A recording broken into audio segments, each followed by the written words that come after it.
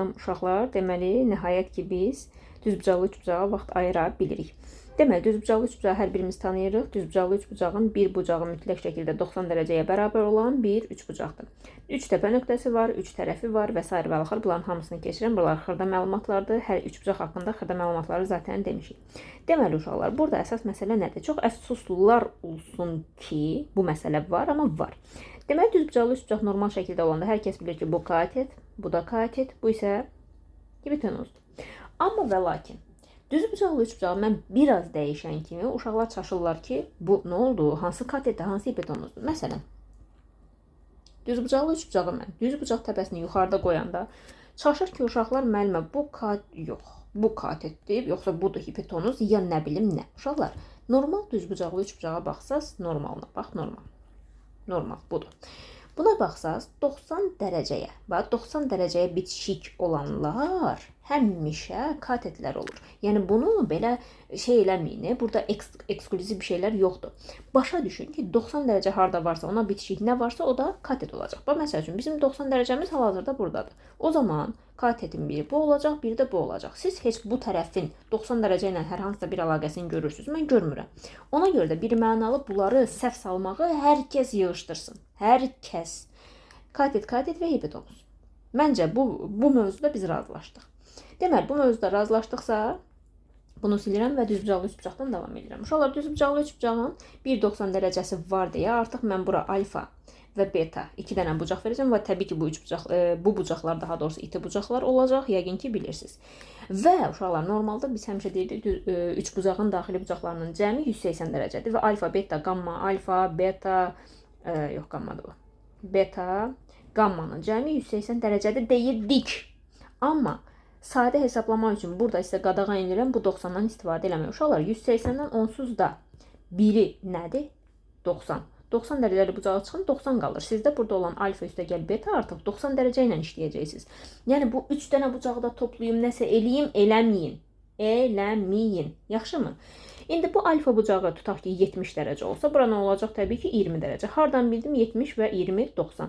90-dan hesabladım, 180-i bura salmadım. Çünki bu 90 özü üçün qalıb burada. Heç kimə heç bir təsiri falan yoxdur. Və yaxud da ki, alfa bucağına mən 25 desəm, bu olacaq 65. Avtomatik. Tamam mı? Heç kim burada yəni xüsusi hesablamalar, aynən 180-ə qaçdım, onu elədim, bunu elədim, eləməsin uşaqlar. Belə xırda məsələləri böyütməyin. Neysə, gəldik düzbucaqlı üçbucaqda katet hipotenuz sözlərini silim. Biz katetlərə uşaqlar uyğun olaraq A, B, hipotenuza isə C deyəcəyik. Bu düzbucaqlı üçbucaqda uyğunluqdur. Amma tərəfə yazılan hər hansısa bir hərfin fərqi yoxdur. X, Y, Z yazın. Nə bilim, başqa hərflər yazın. Y, F, C yazın. Nə istəyirsiniz yazın yəni. Nə olursa olsun. Əsas məsələ düzgün tətbiq eləməkdir. Gəldik nəyə? Pifaqor teoreminə. Pifaqor teoremində burada deyir ki, A kvar üstəgəl B kvadrat. Yəni biz də bunu Azərbaycan dilində necə deyirlər, qayda olaraq necə deyirik? Deyirik, katetlərin, bax burada yazmışam, katetlərin kvadratları cəmi hipotenuzun kvadratına bərabərdir. Əslində burada siz bilirsiniz ki, Pifaqor teoreminin çoxca isbatı var. Bu arada uşaqlar, burada deyim, bir neçə yerdə isbat verəcəm və dərsdə bunları soruşacam. Kim bilməsə o isbatları, demək ki, dərsə baxmayıb. Bax, bunu da deyim, yəni biləsiniz. Kim baxmayıbsa, möhtəşəm də cəzasını alacaq. Hər neysə. Deməli, uşaqlar, Pifaqor teoremi əslində nədir? Pifaqor, bunu balacalada bilsəm, çox, əla. Pifaqor deyib ki, mən düzbucaqlı üçbucağın hər tərəfində bir dənə kvadrat yaratsam, yarada bilsəm, yarada bilmədim. Kvadratı oxşat. Yaxşı, oxşatma uşaqlar. Siz təsəvvür edin ki, mən orada kvadrat çəkirəm. Bu da bir kvadrat olsun və bu da bir kvadrat olsun. Biz bilirik ki, ən azından bunu uşaqlıqdan bəri bilirik ki, kvadratın sahəsi nəyə bərabərdir? A kvadrat və yaxud da ki, tərəf B-dirsə B kvadrat və yaxud da ki, tərəf C-dirsə C kvadrat. Pifaqor deyir ki, mən katetlər üzərində, katetlər və hipotenuz üzərində daha doğrusu kvadratlar qursam, bu katetlər üzərində qurulmuş kvadratların sahəsi S1 olsun, bu da S2 olsun. Sahələrinin cəmi hipotenuz üzərində qurulan kvadratın sahəsinə bərabər olacaq. Biz də buradan S1-i biz bilirik ki, birinci kvadratın tərəfi nədir? A-dır. Məlum məsələ bütün tərəflərdən olacaq? A olacaq və bunun da sahəsi nə olacaq? A kvadrat. Bunları niyə sildim ki, qalsın? A kvadrat. İkinci kvadrata gəlsə, ikinci katet üzərində qurulan kvadrat, bunun bütün tərəfləri nə olacaq? B kvadrat və S2 də olacaq nə? B kvadrat. Sahə nədir? Kvadratın sahəsi B kvadrat. Üçüncü sahədə nə olacaq uşaqlar? Bunun bütün tərəfləri olacaq C, olacaq C-nin kvadratı. Və beləliklə bu təsdiq olunub ki, kvadratların cəmi, yəni kvadratların sahələri cəmi əslində hansı kvadratlar? Katetlər üzərində qurulan kvadratların sahələrinin cəmi hipotenuz üzərində qurulan kvadratın sahəsinə bərabərdir. Yaxşımı? Əslində sahədən gəlib biri. Siz deyə bilərsiniz ki, mənim Pifaqor teoreminin başqa isbatlarını görmüsünüz. Bəli, möhtəşəm isbatlar var, bir-birindən möhtəşəm, amma biri də yəni ki, budur. Əslində deyilən, isbat deyil də bu, yəni deyilən, yəni teoremin əsası budur. Tamam mı uşaqlar? Bu da Pifaqor teoremi. İndi Pifaqor teoremində uşaqlar bir neçə şey var. Mən onları sizə göstərmək istəyirəm. Mən hazırlıqda da bunu sizə demişəm dəfələrlə. Siz bəzi ədədlər görəcəksiniz. Burada da artıq bir neçəsini görürsünüz. Məsələn, 3, 4, 5. Biz artıq bilirik ki, avtomatik düzbucaqda quraq. Aha. Düzbucaqlı üçbucağın tərəfində 3, 4 gördüksə, hipotenuzunu 5 götürürük.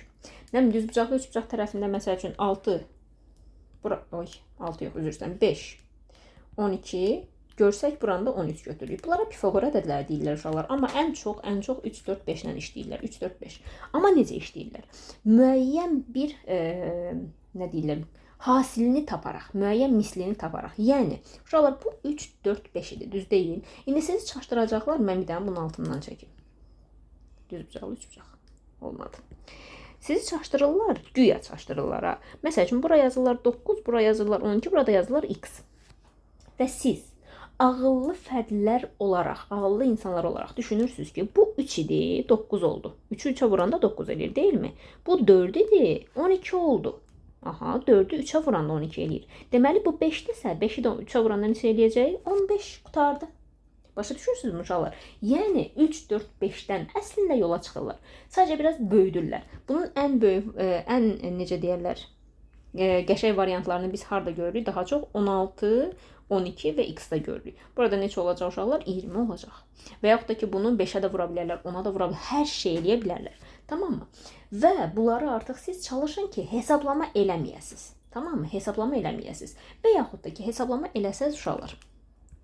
Mənim sizə təklifim nədir? Bir çox uşaqlar 3, 4, 5'i məncə hər kəs başa düşdü. İndi tutaq ki, 3, 4, 5 deyil. Hər hansısa bir ədəddir uşaqlar. Məsəl üçün nə olsun? Bura 5 olsun, bura 8 olsun. Atıram, buranda bilmirəm. Bilmirəm, belə bir Pifaqor ədəd yoxdur. Biz x tapmalıyıq. X kvadrat üstə gəl 5 kvadrat bərabərdir 8 kvadratı yazacaqsınız. Pifagoru tətbiq edirəm uşaqlar. Katetlərin, kvadratların cəmi hipotenuz kvadrata bərabərdir.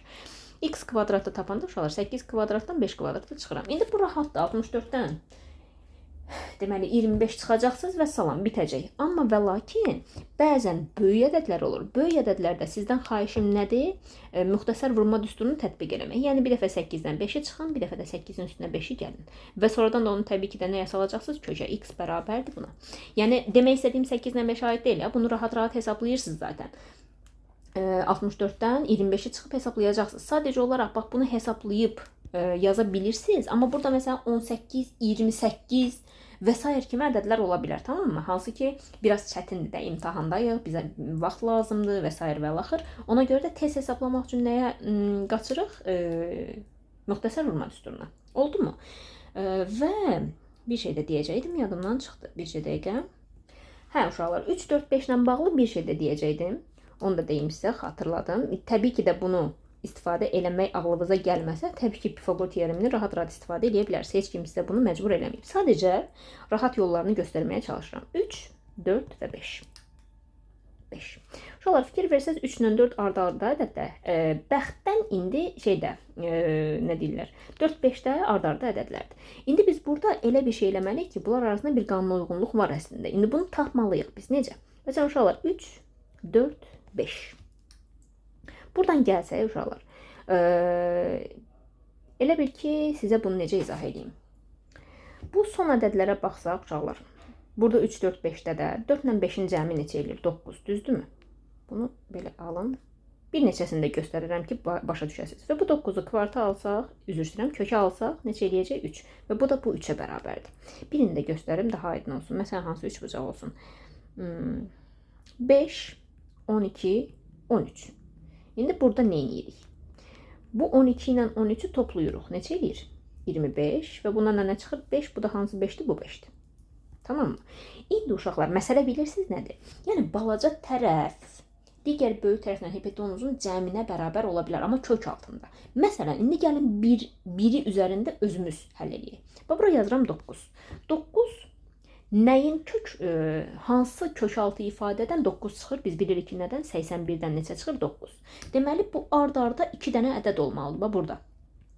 Ard-arda 2 dənə ədəd olmalıdır. Bu hansı ola bilər uşaqlar? Cəmi 81 eləyən ard-arda ədədlər 40 və 41-dir. Deyilmi? Və siz Pifagoru tətbiq eləsəz, görəcəksiniz ki, həqiqətən belə bir üçbucaq var. Hansı ki, bir tərəf 1 katet 9-dur, bir tərəf 40-dır, 1 katet 40-dır, digər isə hipotenuz isə 41-dir və bu Pifagor teoremini ödəyir və dediyimiz kimi rahat üsulla da həll olunur.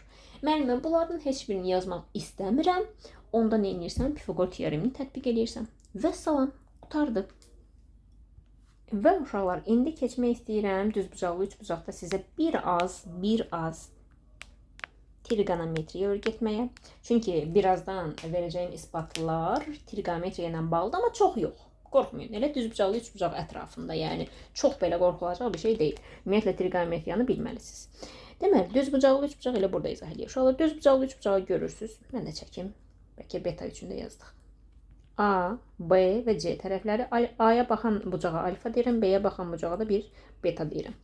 Deməli uşaqlar, indi sinus alfaya baxırıq ki, qarşı katetin hipotenuza nisbətidir. Burada da baxın alfa.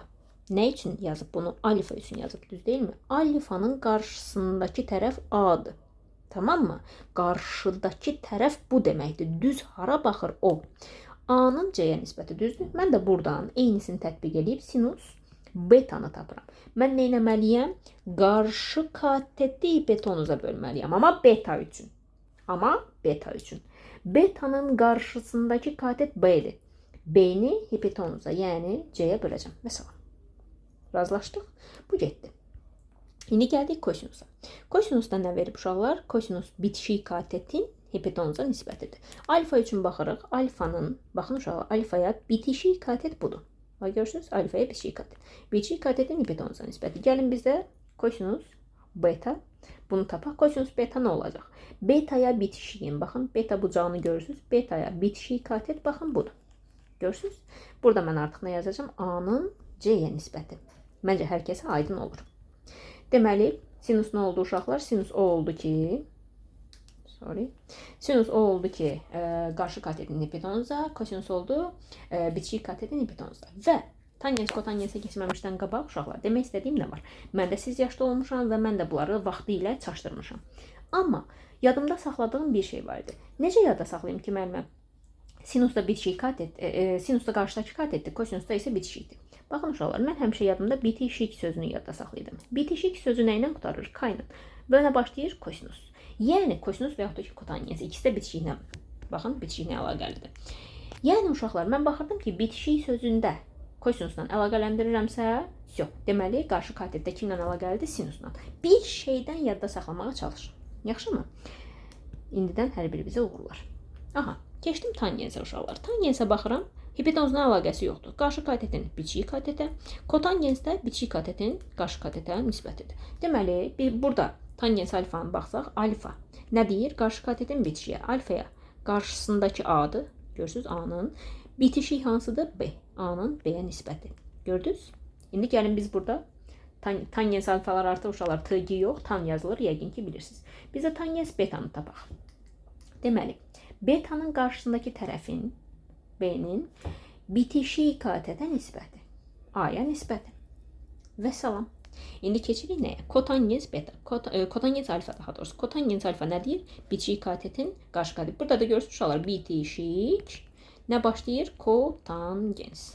Başa düşdünüz? Bitişik və kotangens. Burada alfanın bitişiyi nə idi? B. Görürsünüz, B-nin qarşıdakı nədir? A. A-ya nisbəti. Görürsünüz? İndi bizə gəlin kotangens betanı tapaq. Bu arada kotangens də artıq CTG olaraq yox, kot olaraq yazılır. Kotangens betanı tapaq. Kotangens beta nə olacaq? Bitişik katetin. Bitişik hansıdır? Bunun A-nın Qarşısındakı hansıdır? B. A-nın B-yə nisbəti. Uşaqlar, siz indi baxsaz görəcəksiniz ki, tangens A-nın B-yə, daha doğrusu buna baxmayaq hətta, tangens qarşı katetin bitişiyə, kotangens isə bitişiyin qarşıya nisbətidir. Bunlar bir-birinin nə funksiyası olacaq o zaman? Tərs funksiyası. Tangenslə kotangens bir-birinin nəyiymiş? Tərsiymiş. İndi sizi maraqlandıracaq bir sual. Müəllimə, tangenslə kotangens bir-birinin tərsidirsə, bəs sinusla kosinusun tərsi varmı? Uşaqlar, əslində 6 dənə trigonometrik funksiya var. Sinus, kosinus, tangens, kotangens, sekans, kosekans. Tamam mı? Amma biz sadəcə 4-ünü öyrənirik, çünki bizə lazımdır sadəcə 4-ü. Yəni məktəb proqramında. Amma siz desəz ki, müəllimə, mənə maraqlıdır ki, sinusun tərsi nədir? Kosinusun tərsi nədir? Mən onu sizə sevə-sevə verərəm. Hətta buradan yuxarıdan yazım qırmızı ilə. Uşaqlar, kosinusun tərsi, kosinus, qoyun elə buraya yazım. Kosinus alfanın tərsi olacaq sekans. Sek yazılır. Sek alfa. Sek alfa kosinusun tərsidir. Yəni kosinus nədir? Bitişik katetin hipotenuza deyil. Burada olacaq hipotenuzun bitişik kateti. Və salam. Və burada sinusun tərsini yazaq. Sinus alfanın tərsi. Sinus alfanın tərsi də olacaq kosekans. Kosekans alfa. Bu da sinusun tərsidir uşaqlar. A-nın C-yə yox, artıq nə olacaq? C-nin A-ya. Belə bir şeydir. Yadınızda saxlayın sadəcə olaraq. Kim ki riyaziyyatdan davam edəcək, onlara lazım olacaq. İndi uşaqlar, məncə hər kəs bildi ki, artıq sinus, kosinus, tangens, kotangens düzbucaqlı üçbucaqda necə tapılır? Tamam mı? Mənə elə gəlir ki, kifayət qədər aydın oldu. Buradakilər nədir uşaqlar? Buradakilər sırf trigonometriyaya aiddir. Trigonometriyada inşallah öyrənəcəyik, hətta əlavələr öyrənəcəyik. Bunu takılmasaz da olar. Bu isə mütləq şəkildə əzbərlənməlidir. 30 dərəcə, 45 dərəcə, 60-90 dərəcələr, 120 dərəcələr. Nəyə görə uşaqlar? Biz sinuslar, kosinuslar teoremi keçəcəyik və orada bizə çox lazım olacaq. İndi keçdik davama. Demək uşaqlar, davamında mən danışmaq istəyirəm düzbucaqlı üçbucağın sahəsindən. Düzbucaqlı üçbucağın sahəsi. Aha, hər dəfə şəkil çəkməyə vaxt gedir uşaqlar, dayandırıb şəkil çəkə bilərəm. Deməli, düzbucaqlı üçbucağın sahəsi A, B, C. Uşaqlar, biz əvvəlki dərslərdə üçbucağın sahəsini öyrənmişik. Üçbucağın sahəsi tərəf, ona çəkilmiş hündürlük və onun, daha doğrusu hündürlüyün hasilinin yarısıdır. Tərəf, ona çəkilmiş hündürlüyün hasilinin yarısı. Digər sahə düsturlarda var, təbii ki, amma əsasən bunu bilirik də, uşaq vaxtından əzizbər bilirik bunu. Deməli, uşaqlar, indi siz deyə bilərsiniz ki, mən burada hündürlüyü C tərəfinə, yəni hipotenuza indirə bilərəm. Çox rahat bir şəkildə. Mən də deyəcəm, afərin, mükəmməlsiz. Amma və lakin uşaqlar, baxın, B tərəfini görürsünüz. B tərəfinə hündürlük çəksəz, eyni ilə kimdən üst-üstə düşəcək? A kateti ilə üst-üstə düşəcək. Məcbur. Çünki A kateti B kateti ilə neçə dərəcəli bucaq əmələ gətirir? 90 dərəcə. Tamam, B-yə çəkilmiş hündürlük də 90 dərəcə əmələ gətirəcək. Buna görə də elə B tərəfinə çəkilmiş, B katetinə çəkilmiş hündürlük elə A katetidir. A katetinə çəkilmiş hündürlük isə elə B katetidir. Tamam mı? Ona görə də bizim sahə düsturlarımız necə olur? Katetlərlə verilərsə A, B bölü 2, yəni A vur B bölü 2, katetlər hasilinin yarısı. Nəyə görə belə oldu? Çünki hündürlük elə katetə bərabər oldu. Digər tərəfdən isə hipotenuz və ona çəkilmiş hündürlüyün yarısı. Tamamdır. Burada hər şey qaydasındadır. İndi buradan, bunu da H olaraq qeyd edək. Heç qeyd eləməyə ehtiyac yoxdur uşaqlar. Bu varsa zaten hündürlük olduğunu bilirik.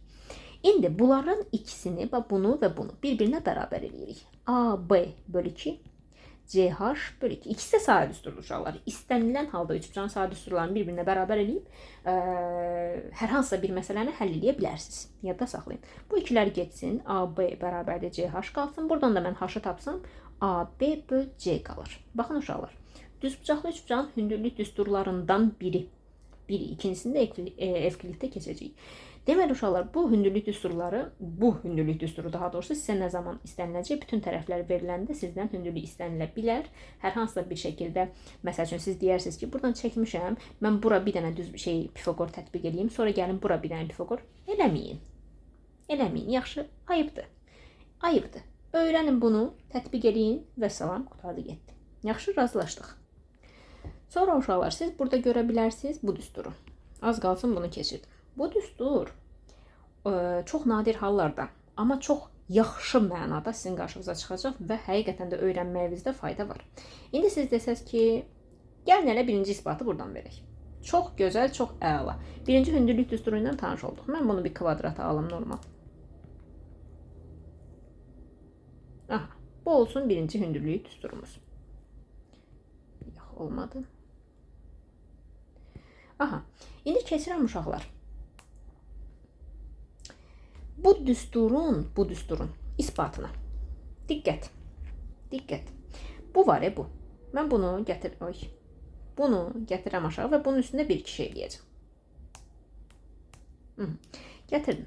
Deməli uşaqlar, burada nə edəcəm? İlk öncə burada kvadratları görürük, düzdür? Gəlin bunun hər tərəfini kvadrata yüksəldək. A kvadrat, B kvadrat bərabərdir C kvadrat, H kvadrat. Yazdıq, все. Sonradan gəlin nə edək? Biz düzbucaqlı üçbucaq çəksək, bura çəkək, qoy. Mən hara ki, bura çəkim. A, B və C. Düzdürmü? Mən buradan C kvadratı nə alaram? A kvadrat üstə gəl B kvadrat. Deyilmi? Bəli. O zaman belə bir şey yaza bilərəm. A kvadrat. Gəlin belə eləyək. C kvadratın yerinə yazaq. A kvadrat üstə gəl B kvadrat. Vurulsun H kvadrat. Görürsünüz uşaqlar, bunu tətbiq edirəm. Bərabərdir. A kvadrat B kvadrat. Uşaqlar hadı? Hadı neymiş? Ey Allah. Çaşdım. Hardadır? Bax buradadır. A kvadrat B kvadrat. Deməli, A kvadrat B kvadratı bərabər elədik.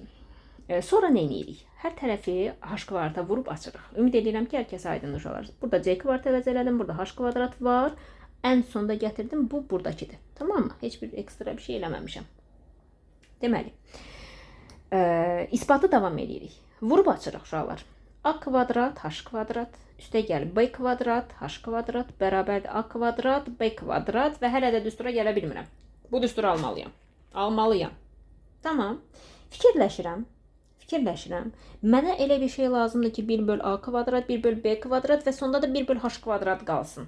Deməli, mən bunun hər tərəfini A kvadrat, B kvadrat və H kvadrata nə edirəm? Bölürəm. Buradan yazaq, bunun hər tərəfini böləcəm uşaqlar. Hər tərəfini bölək. Bax belə. A kvadrat, B kvadrat, H kvadrat. Çox eybəcər oldu. Gəlin belə yazın bura, sonra aşağıya yazıram. Hər tərəfini A kvadrat, B kvadrat, H kvadrata bölməliyəm. İndi gedirəm. İndi birinci bu var. A kvadrat, H kvadrat bölünsün A kvadrat, B kvadrat, H kvadrat. Üstə gəl. İkinci bu var. B kvadrat, H kvadrat bölünsün A kvadrat, B kvadrat, H kvadrat. Bərabərdir. Son olaraq bu var. A kvadrat, B kvadrat bölünsün A kvadrat, B kvadrat, H kvadrat. Və A kvadratları getdi, H kvadratları getdi. Mənə nə qaldı? Açılsa. Mənə qaldı 1 böl B kvadrat. Aha, yaxınlaşırıq. H kvadratlar getdi, B kvadratlar getdi. Üstə gəl. 1 böl A kvadrat. Əla, bunu da aldıq. Bərabərdir. A kvadratlar getdi, B kvadratlar getdi. 1 böl H kvadrat və düstur alındı. Və salam. İsbatımız tamamlandı. Qurtardı. Bu qədər. Hardan gəldik, necə oldu, nə baş verdi, hamısını soruşacağım bircə-bircə. Hünər istəyirəm ki, bir nəfər mənə bunu cavab verməsin. Bu birincidir, burada dayanmırıq. Yenə isbat verəcəm. Bu bir. Getdik. İndi deyə bilərsiniz ki, müəllimə, bu düstur mənə harda lazım olacaq və yaxud niyə lazım olacaq, necə lazım olacaq? Uşaqlar, ola bilər ki, sizin qarşınıza belə bir sual çıxar. Məsəl üçün. Elə bir düzbucaqlı üçbucaq yazaq ki, biz oradan nəsə ala bilək. Məsələn, düzbucaqlı üçbucaqda buradan bir hündürlük çəkmişəm. Hündürlük olsun 4. Atıram. Hündürlük olsun 4. Burada olsun məsələn 10. Amma mən sizdən bu tərəfi istəyirəm. Yəni siz deyəcəksiniz ki, mən bura Pifaqor tətbiq eləyərəm, buranı taparam, nəsə eləyərəm. Nağıl danışmayın, yaxşı uşaqlar. Nağıl danışmayın. Bizə lazımdır qısa müddətdə misalı həll eləmək.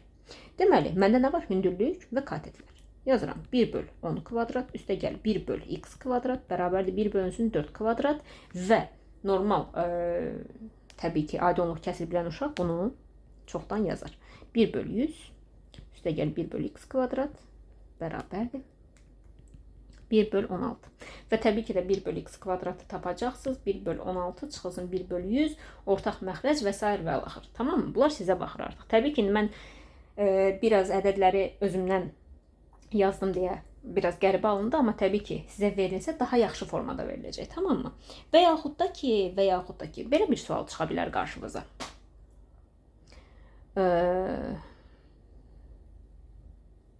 İspat sualı vardı, amma yadıma düşmədi.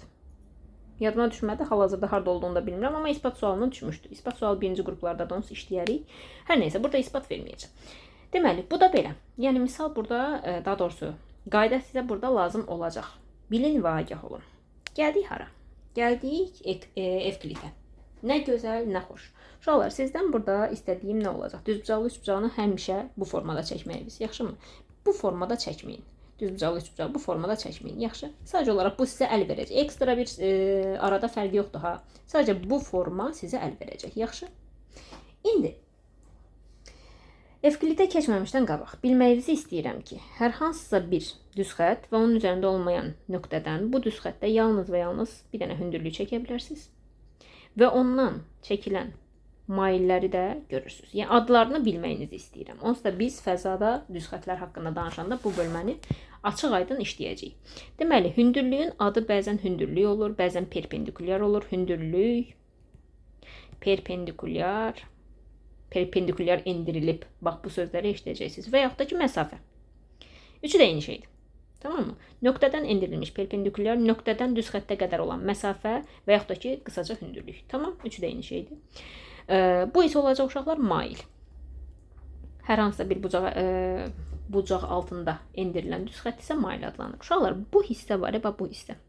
Mail ilə hündürlük arasında qalan bu hissə adlanacaq proyeksiya. Bəzən bizdə kölgə də deyirlər buna. Proyeksiya. Niyə belə balaca yazıramsa? Proyeksiya. Xəttim bəcər oldu, amma uşaqlar dediyim aydındır da. Proyeksiya. Deməli uşaqlar, bu proyeksiyanın tapılmasında, daha doğrusu proyeksiya düsturları var, Evklid düsturları deyirik biz ona. Həmin onların yaranmasını göstərdim ki, mail, hündürlük və proyeksiya nədir və proyeksiya əsasən haradır və haranı tapırsınız siz, tamam mı? Bir silək, normal düzbucaqlı üçbucaq çəkək. Aha, düzbucaqlı üçbucağı vermişəm. Bura A, B, buradan bir dənə hündürlük endirmişik. Bura M, N. Bu da H. Deməli uşaqlar, Evklid A. Burada da ispat verəcəm. Amma birazdan. Birinci Evklid düsturlarından tanış olaq. Uşaqlar, biz bilirik ki, buradan bura qədər full nə olacaq bizdə? C olacaq. Bayaqlar düzbucaqlı üçbucaq verdim sizə. Baxın bura. Katetləri A, B, hipotenuza isə C deyirik, amma şərti olaraqdır da. Hipotenuzu tanıyaq deyə. Hər neysə, Evklid düsturlarında ilk olaraq hündürlük düsturu. Birinci hündürlük düsturunu artıq biz demişik. H bərabər AB bölünsün C. Bayaq ki. Haradaydı? Bu. Tamam. İndi ikinciyə keçirik. Evkliddəki H kvadrat bərabərdir M vurulsun N. İsbatını verəcəm. Diqqətlə qulaq asın. H kvadrat bərabərdir M. Digər tərəfdən nə deyir Evklid? Düzbucaqlı üçbucaqda katetin kvadratı hər hansısa bir katetin, yəni A katetdə ola bilər, B katetdə ola bilər. Oy, qələm düşdü. Katetin kvadratı hipotenuz üzərindəki proyeksiyası ilə hipotenuzun hasilinə bərabərdir. Uşaqlar, biz bu düsturu görmüşük. A kvadrat. Məsələn, mən birinci A katetdən başlayıram. A kvadrat bərabərdir. A-nın proyeksiyası hansıdır? M. Düzdür, vurulsun. Bəzən bunu belə də yazırlar. M üstəgəl N. Biz də bilirik ki, M ilə N-in cəminə biz nə dedik? C. Ona görə də buna sadəcə olaraq MC də deyə bilərsiniz. MC daha doğrusu deyə bilərsiniz. O zaman mən B kvadrat üçün bunu yazsam, digər katet üçün bunu silək. Digər katet üçün bunu yazsam, B kvadrat bərabərdir. B-nin proyeksiyası N vurulsun. N üstəgəl M və yaxud da ki, bunların yerinin dəyişməsi fərqi yoxdur. M üstəgəl N. Bilirsiniz, toplananların yerini dəyişəndə cəm dəyişmir. Amma onun da bir şeyi var, amması var uşaqlar. Deməli, şərti yığılan sıraları var, Riemann sıraları. Orada dəyişə bilər. Bunu sizlik deyil. İnşallah universitetdə öyrənərsiniz. N vurulsun C. N vurulsun C. Nə qəribədə uşaqlar, siz bu vaxta qədər elə bilirsiniz ki, toplananların yerini dəyişəndə cəm dəyişmir. Amma Riemann sıralarında deyilir ki, çox təəssüflər olsun, dəyişmə baş verə bilər. Bəzən tam əmin olmadığımız şeylər olur bu həyatda. Ona görə də bir axtarın. Bir baxın görün hardan gəldi, necə gəldi, həqiqətən belədirmi, yoxsa belə deyilmi? Çox gözəl, möhtəşəm şeylərdir. Çalışın ki, eləyəsiniz. Neysə, bu da proyeksiya düsturları uşaqlar. Proyeksiya düsturlarını verdik. İndi gəlin bunun isbatlarını verək. Hamısının isbatlarını verməyə çalışaq. Aha, yan yörəni sildim uşaqlar. İndi gəlirik nəyə? Deməli uşaqlar, mən buradan bunu silməmişəm. Aha. İndi gəldik nəyə? Mən burada bir bucağıma, baxın bura, bura. Alfa desəm. Deməli, burada alfa olacaq. Nəyə görə? Uyğun tərəfləri perpendikulyar olan bucaqlar qaydasından və yaxud da ki, oxşarlıq bilən uşaqlar bilirlər ki, alfa, bura beta, burada 90 dərəcədir. Böyük üçbucağa baxıram, deyilmi? O zaman burada alfa 90 dərəcə və beta qalır. Tamam mı? Yəni bunlar bir növ oxşardırlar. Aha. Bu alfaları verdik. Bunu oxşarlıq bilən uşaqlar və yaxud da ki, başa düşən uşaqlar daha, necə deyirlər, alımlı olacaq. Heç kim başa düşməsə belə, bilin ki, bu alfalar bir-birinə bərabərdir. Yaxşı mı? Amma təbii ki, qaydası var. Deməli, biz buradan hündürlüyün düsturunu birinci verək. H kvadrat mn demişdik də, düz deyil, bunu bura qeyd edək. H kvadrat bərabərdir mn. İndi bunun isbatına baxırıq.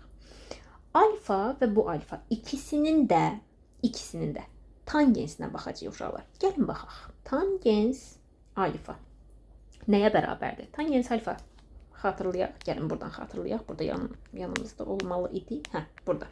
Tangens alfa nə idi uşaqlar? Qarşı katetin bitişik katete nisbət. Baxın, mən burada hansı katete baxıram? Bu hansı katet nəymiş Allah? Hansı üçbucağa baxıram? Baxın, bu üçbucaq var. Bu üçbucaq. Ona baxıram. Yaşıla keçir. Bu üçbucağa baxıram. Bu üçbucaqda qarşı katet nədir? H. H-ın nəyə nisbəti? N-ə nisbəti. Bitişik katetə, düz deyilmi? Qarşı katetin bitişik katetə nisbəti. Mən də qarşıdakı kateti bitişiyə, N-ə böldüm. Hər kəs məndən razıdır deyə düşünürəm. İkinci növbədə, gəlin bunda qırmızı ilə. Tangens alfanı tapıram yenə. Amma burada, bu üçbucaqda. Tangens alfa nə olacaq? Qarşı katetin M-in bitişik katetə nisbəti. H-a nisbəti. Tamam. Bu da belə getdi. İndi uşaqlar, bu ikisi tangens alfa da axı. Tangens alfalar təbii ki, bir-birinə nə olacaq? Bərabər. O cümlədən bunlar da bir-birinə bərabər olacaq. O zaman H bölünsün N bərabərdir. M bölünsün H-a. O zaman tənasüb çarpaz vurma H kvadrat bərabərdir. M vur N. Və salam. Qurtardı. Bütün 11'lər istəyəcəm ha. Bunun isbatını istəyəcəm. Eşitdiniz məni? 9'lar öyrənin sadəcə olaraq. Sizdən də ola bilər ki, soruşun. Mütləq şəkildə öyrənin. İkinci növbədə uşaqlar, bunu silin. İkinci növbədə nə var idi uşaqlar bizdə düstur? A kvadrat bərabərdir M vur C. Görək onu. Aha, buradayıq, burada. A kvadrat bərabərdir M vur C. Alfaları yerində saxlayıram. Bu dəfə nə ilə gedəcəm uşaqlar? Sinusla. Sinus alfa bərabərdir. Bu alfanın sinusuna baxıram uşaqlar. Bu üçbucaqda. Alfa nəyə bərabərdir uşaqlar? Xatırlayaq. Hardadır? Sinus alfa daha doğrusu. Qarşı katetin hipotenuza nisbəti. Tamam. Bu alfanın qarşısındakı katetin M-in hipotenuza nisbəti. Hipotenuz haradır? Bu düzbucaqlı üçbucağın bunun hipotenuzu nədir? A-dır. M-in A-ya nisbəti. Əla. Mükəmməl. Bu getdi. İndi mən keçirəm nəyə? Yenə sinus alfa tapacağam. Amma bu dəfə böyük üçbucaqdan. Böyük üçbucaqdan. Oldu mu? Böyük üçbucaqda sinus alfa nədir? Baxın, bu alfa böyük üçbucağın alfasıdır da, düzdürmü? Böyük üçbucağın alfasında qarşıda duran tərəf A-nın hipotenuza nisbəti. Hipotenuza nədir? Böyük üçbucaqda C. İndi sinus alfalar bir-birinə bərabərdir deyə. Bunlar da bir-birinə bərabər olacaqmı? Olacaq. O zaman M böl A bərabərdir A böl C-yə. Buradan da çıxır ki, yenə də çarpaz vurma. A kvadrat bərabər M vur C. Və salam, bu da isbat. Və sizdən istəyəcəm nəyin isbatını? B kvadrat bərabərdir N vur C-ni. Çox asandır uşaqlar. Mükəmməl asandır uşaqlar. Mükəmməl. Sadəcə və sadəcə eynisini tətbiq edəcəksiniz. Yaxşı. Bu da ikinci isbat. Görək nəyimiz qaldı.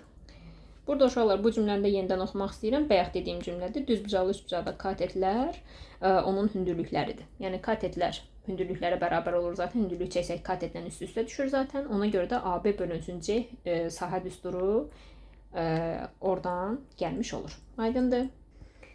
Aha, keçirik nəyə uşaqlar? Keçirik düzbucaqlı üçbucaqda mediana.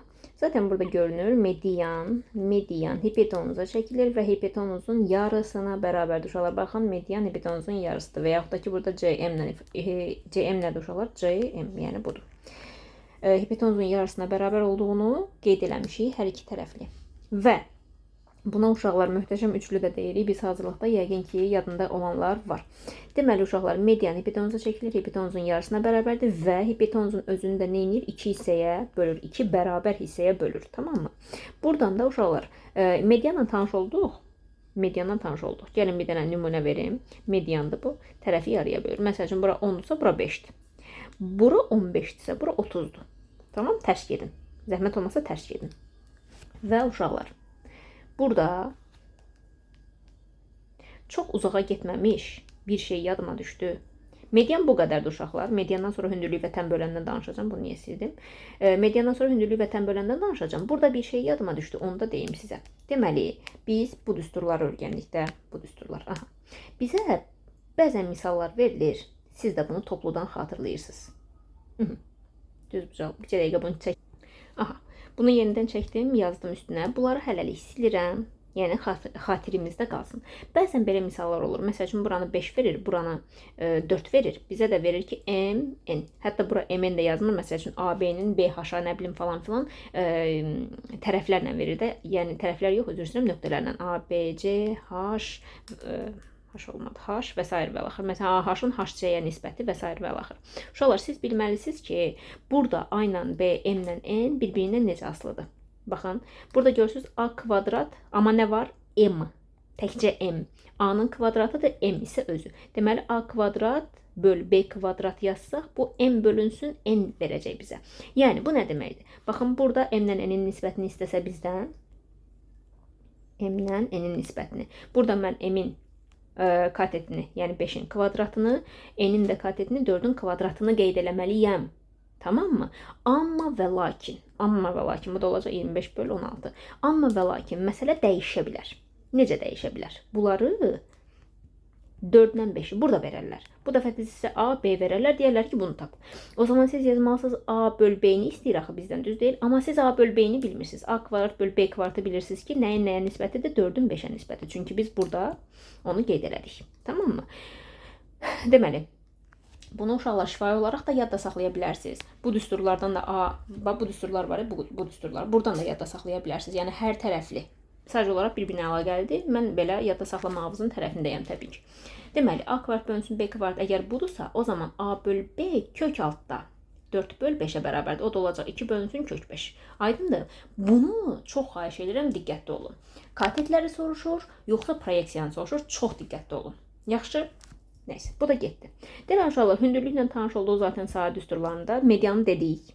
Hündürlüklə sahə düsturlarında tanış olduq ki, sadəcə olaraq düzbucaq altında çəkilir. Katetlər özlərinin nə idi? Hündürlüklərdir. Və burada var tənbölən uşaqlar. Tənbölən də hər üç tərəfdən, daha doğrusu hər üç təpədən çəkilə bilər və təbii ki, nə edir? Bucağı yaraya bilir. 45-45 bölünəcək.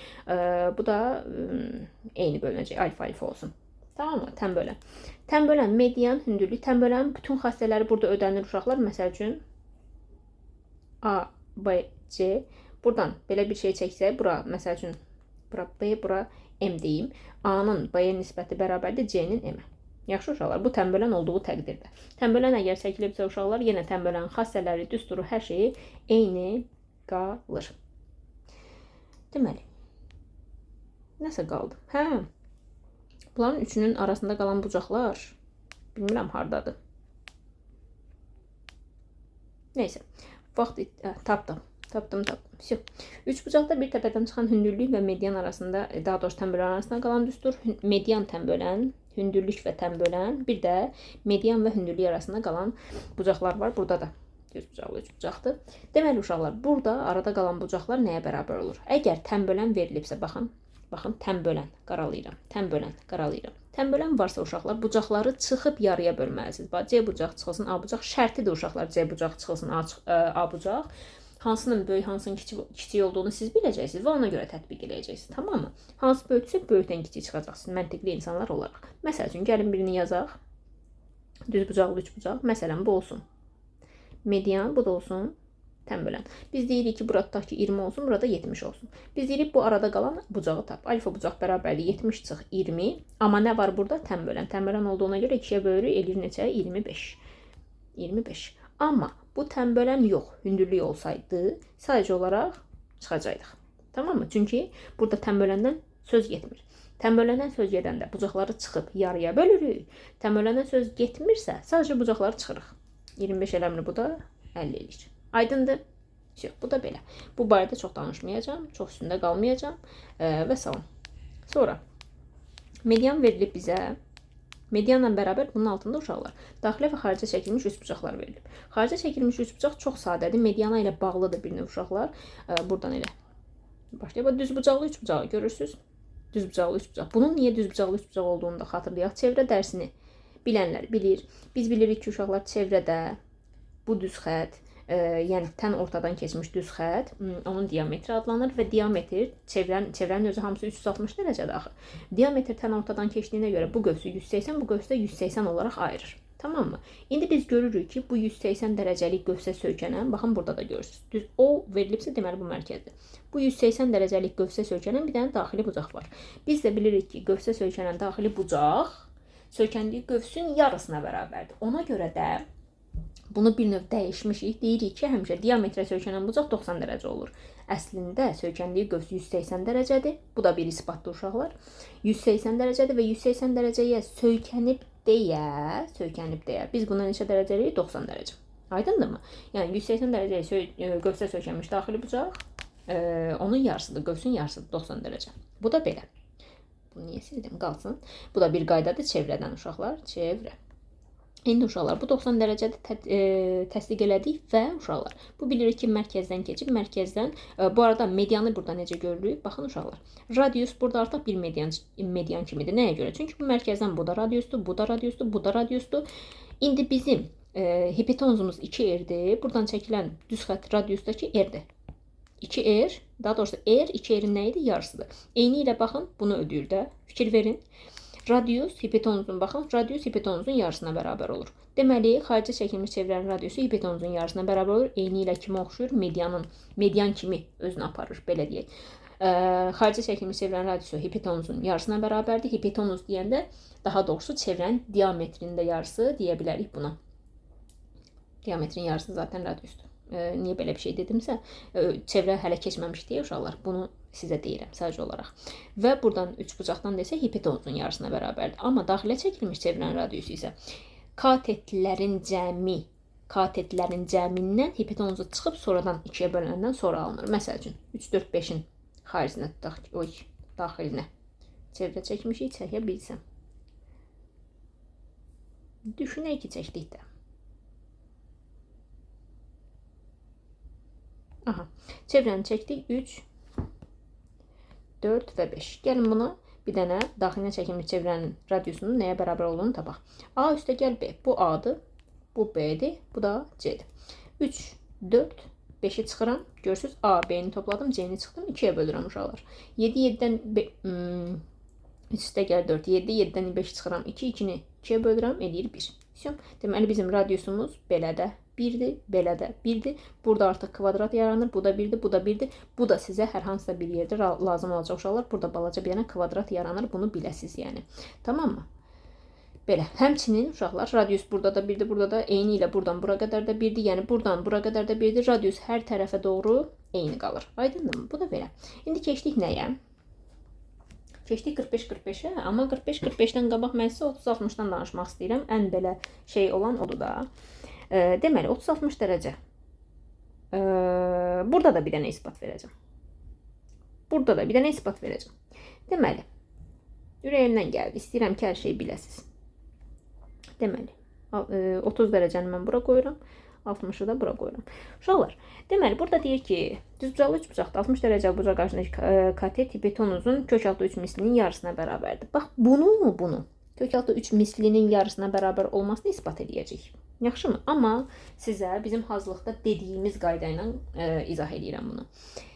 Əgər hipotenuz sizə 2a verilibsə, 2x da verilə bilər, fərqi yoxdur. Mən bunun üzərindən gedəcəm. Deməli, 30 dərəcəli bucaq qarşısındakı katet, 30'un qarşısındakı hipotenuzun yarısı olacaq. Hipotenuz 2x isə 30'un qarşısında olacaq x. Keçirik. 60'ın qarşısındakı katet isə 30'un qarşısındakının, yəni digər katetin kök altı 3 misli. Yəni x kök altı 3 olacaq. Gəlin indi bunu bir neçə nümunədə göstərək, ondan sonra isbatını verəcəm. Deməli uşaqlar, düzbucaqlı üçbucağımızı çəkək. Nə gözəl çəkdik. Aha. Düzbucaqlı üçbucaq. Bu 30 olsun. Bura yerlərini dəyişə də bilərik, fərqi yoxdur. Bura 60 olsun, bura 30 olsun. İndi məsələn mən bura 16 vermişəm. 16 vermişəmsə 30'un qabağına nə düşəcək? 16'nın yarısı. Yəni 8. 60'ın qabağına nə düşəcək? 30'un qabağındakinin 8'in kök altı 3 misli. Aydındır mı? Gəlin indi bunu biraz dəyişək. Mən bu dəfə 60'ın qabağına verirəm 4 kök altı 3. 4 kök altı 3 60'ın qabağıdırsa 30'un qabağını tapmaq üçün bunun kök altı 3'ünü silirəm. 4. 90'ın qabağını tapmaq üçün 4'ü 30'un qarşısındakı hipotenuzun yarısı daxil. Nəyin yarısı 4 eləyir? 8.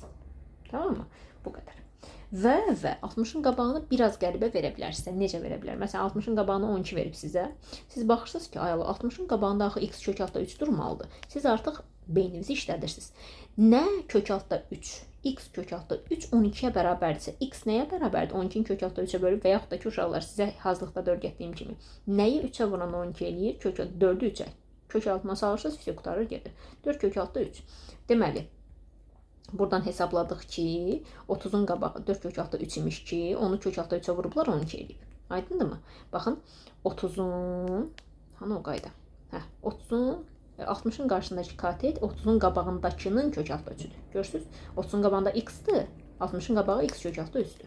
Burada da eyni şey olmalıdır. 30'un qabağındakı nə olub ki, onu kök altı 3'ə vurublar 12 eləyib. Başa düşdünüz onu? Aha. İndi 30'un qabağı 4 kök altı 3 isə 90'ın qabağı, yəni hipotenuz bunun 2 qatı olmalıdır. Çünki 30'un qarşısındakı katet hipotenuzun yarısına bərabərdir. Bunu 2'yə vururam eləyir 8 kök 3. 8 kök 3. İndi qışqırıb bağıra bilərsiniz ki, müəllimə 8 kök 3 hipotenuz 60 dərəcənin qarşısından balaca oldu və s. Yox, uşaq, elə bir şey yoxdur. Elə bir şey yoxdur, elə bir şey yoxdur. Əgər bunu full kökə salsınız 64 vur 3 eləyir. Bu isə kök altı 144 eləyir. Hər halda 144. Aha. Kök altından görəcəksiniz ki, bu bundan böyükdür. Yaxşı, şübhəni eləməyin. Ay, bu da belə. Bunun isbatını verək indi. Gəldik əsas məsələyə. Şəkli çək. Aha. Deməli uşaqlar, sizin öyrəşdiyiniz üzərə A, B, C düzbucaqlı üçbucağı çəkdim. Mən bura 30 dərəcə qoyuram, bura isə 60 dərəcə qoyuram. Eynisini, baxın, bu üç bucağın eynisini bu tərəfə çəkirəm. Biraz eybəcər oldu, bir şey deyil. Aha. Eynisini çəkmişəmsə bucaqlar da nə olmalıdır? Bərabər. 60, 30 və 90. İndi burada C olacaq, burada B olacaq. Amma burada mən görürəm ki, bir dənə bir şey oldu. Bir dənə bir şey. Nə? Burada 60'dır, burada 60'dır, burada 60'dır. Onda bu bərabər tərəfli üçbucaqdır.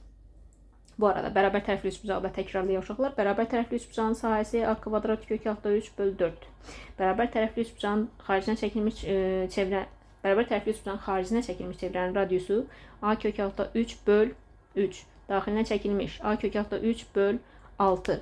Bərabər tərəfli üçbucaqda median, tənbölən, hündürlük hamısı bir-birinə bərabərdir və A kök altı 3 bölü 2. Aydındır mı uşaqlar? Bunları yaddan çıxartmayın. Yenidən də təkrar olaraq yazdım sizə. Silək bunları. Deməli, indi bərabər tərəfli üçbucaq görmüşük. Bərabər tərəfli üçbucaqda bütün bucaqlar və bütün tərəflər bir-birinə bərabərdir. Həm də bərabər tərəfli üçbucağı nə deyirdik? Düzgün üçbucaq. Xatırlayaq. Deməli uşaqlar, indi burada daha doğrusu bərabər tərəfli üçbucaqdırsa, mənim 2B nəyə bərabər olar uşaqlar? 2B. Baxın. Mənim tərəflərim nədir? C, C və 2B. Düz deyil? O zaman 2B bərabər olacaq C-yə. Deyil mi? İsbat verirəm, ha, diqqətli olun. 2B bərabərdir C-dən. Mən buradan B-ni tapsam, bu olacaq nə? C-nin yarısı. İndi buna baxın. Mən belə bir şey aldım axı, düz deyil? Nəyi isbat eləmiş oldum?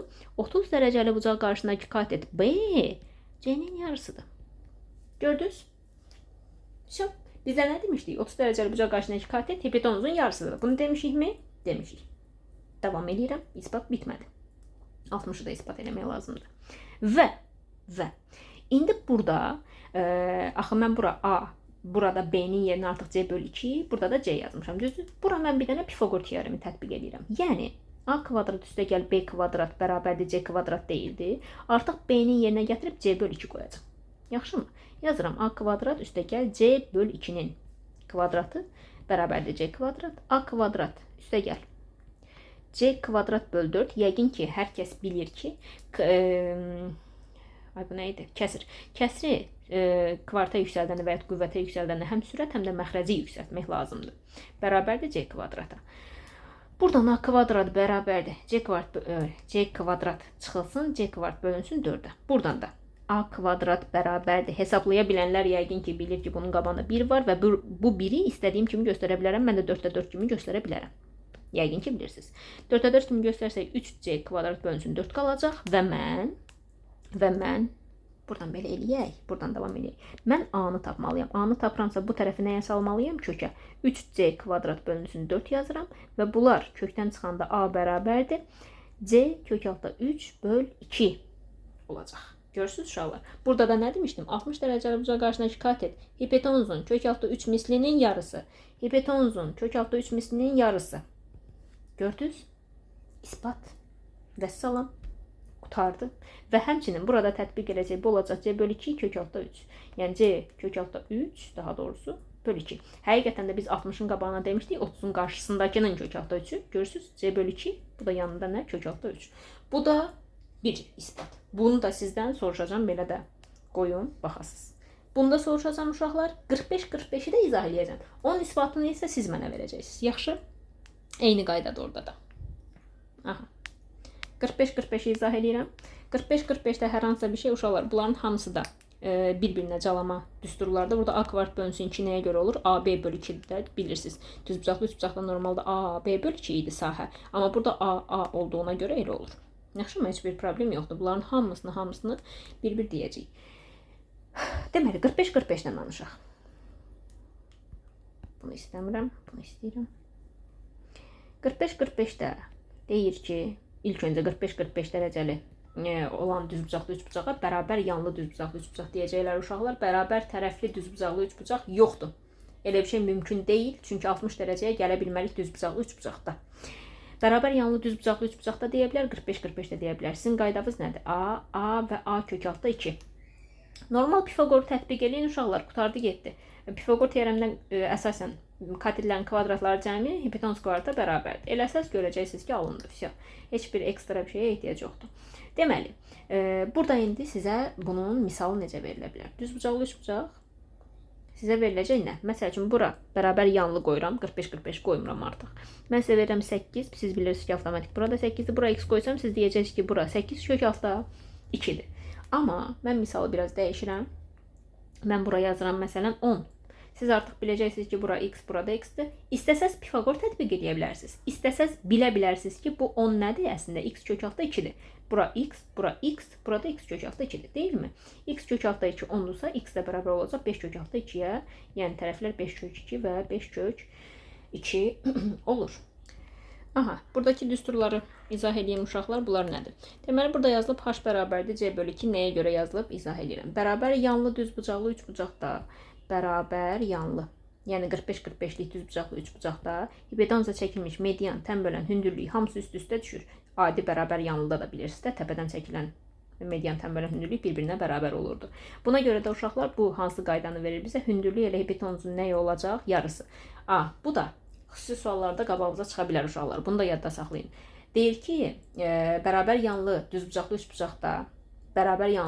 üçbucaqda hipotenuz 10'dursa hündürlüyü tapın. Bərabər yanlıdan artıq biz bilirik ki, bu median, tən bölən, həm də hündürlükdür. Ona görə də onun yarısı neçə olacaq? 5. Yəni buradakı h c bölü 2 budur.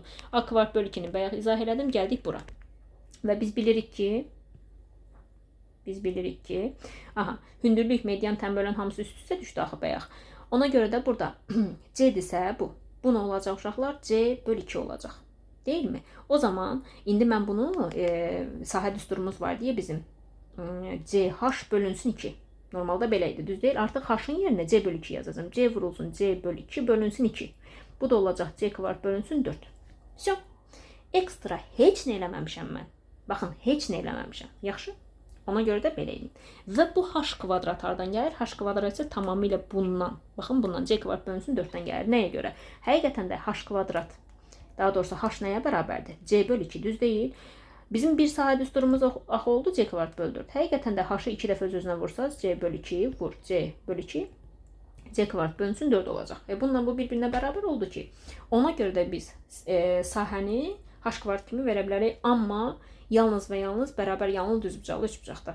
Yaxşı uşaqlar? Bax, burada bir razılaşaq. Baxaq görək nə qaldı. Uşaqlar, düzbucaqlı üçbucaqda bu qədər. Növbəti dəfədə yəqin ki, sinuslar, kosinusları izah edəcəm. Bütün qaydaları öyrənirsiniz, bütün isbatları əzbərləyirsiniz. Əziyyətim sizə dəyməsin. Yaxşı? Hər kəs bir nəfər kimi hazır olsun. Hər kəsə uğurlar. Və 9'lar da baxsın buna. 11'lər də baxsın, 9'lar da baxsın. Sinuslar, kosinuslar teoreminə isə 9'lar baxmasa da olar. Onlar üçün hələ zamanı var. Amma atdığım bütün videolara mənim şagirdlərim baxmalıdır. Yaxşı? Sağ olun.